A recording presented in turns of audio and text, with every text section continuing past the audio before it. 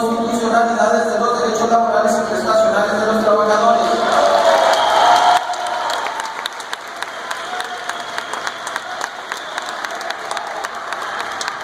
Que la sanción contable realice un exhorto ante el Comité Ejecutivo Nacional del CENTE para que se pronuncie de igual forma.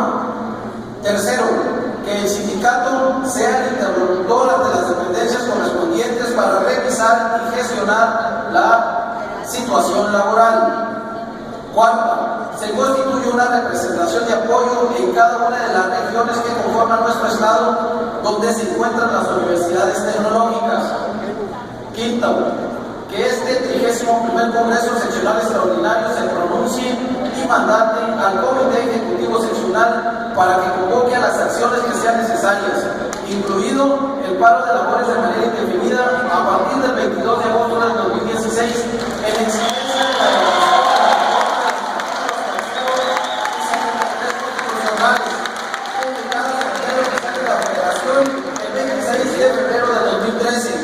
con ello, la abrogación de la reforma educativa para darle certeza laboral a los trabajadores de la educación y evitar la promoción del significativo desarrollo para compensar el abandono de los derechos laborales. Sexta, como consecuencia, este Congreso se pronuncia y mandate al Comité Ejecutivo Seccional para que convoque de inmediato a la realización de las acciones necesarias para la aprobación de la legislación secundaria y la normatividad derivadas de la reforma constitucional. 7. Iniciar un debate nacional y popular por la situación pública y tomar medidas para fortalecerla por la educación pública, correcto. 8.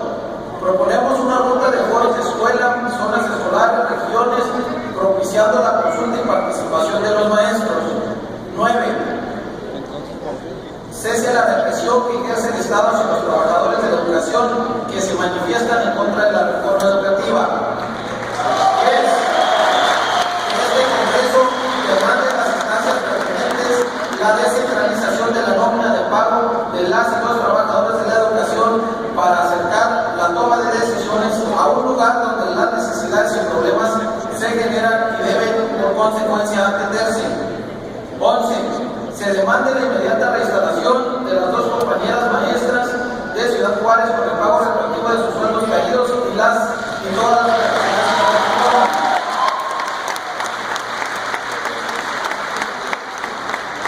Respecto del numeral